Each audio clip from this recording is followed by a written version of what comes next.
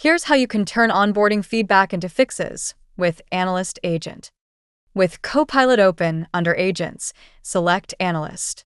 Then select the plus icon to upload your onboarding survey data. Ask Copilot to analyze the data and identify the top 3 recurring issues.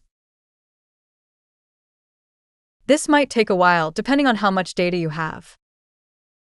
Review the summary to understand the main pain points new hires are reporting.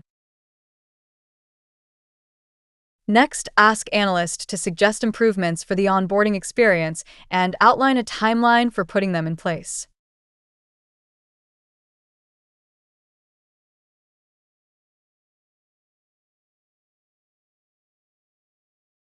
Analyst generates an improvement plan with a timeline.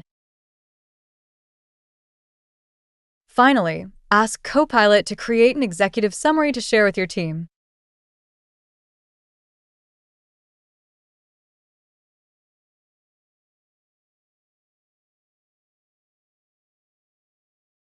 Select the link from the chat to download your executive summary.